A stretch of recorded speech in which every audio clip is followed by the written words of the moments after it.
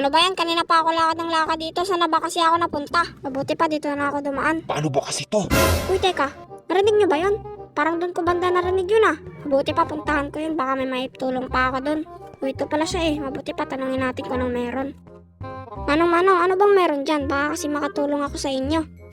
Buti naman may tao. Ito kasi sasakyan ko ayaw umandar.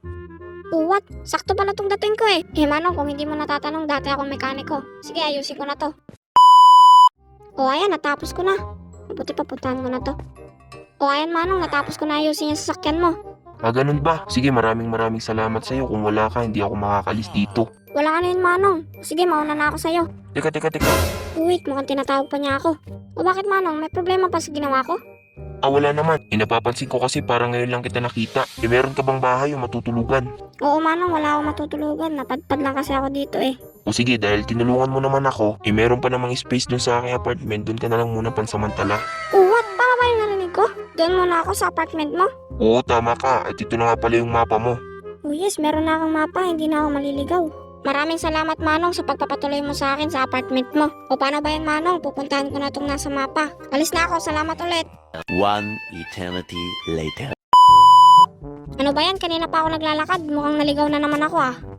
Teka. Sabi dito sa mapa sa may building daw na malaki. Siguro ito na yun. Mabuti pa magtanong tayo dito. O dalawa pa dito yung guard. Siguro dito na lang tayo magtanong sa kanya. Manong, excuse me. Ako kasi yung pinapapunta dito ng may-ari ng apartment. Ikaw pala yon. Kanina ka pa namin inaantay. Sige, umakyat ka sa third floor at hanapin mo doon yung apartment number 2. Yun ay magsisilbi mong kwarto pansamantala. Ganun ba? Sige, maraming salamat. Pupunta na ako doon.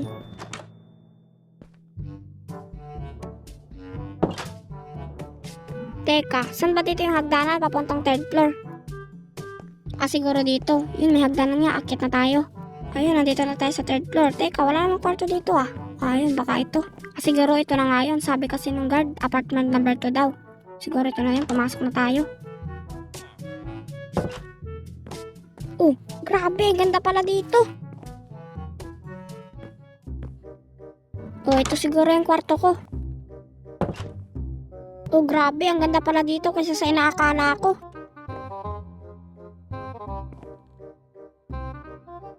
Grabe, napakabait naman ng lalaki na yun. Akalain mo yun, pinatuloy niya tayo dito ng ilang araw. Mabuti pa maghanap na lang ako ng trabaho para may mabawi ako sa kanya.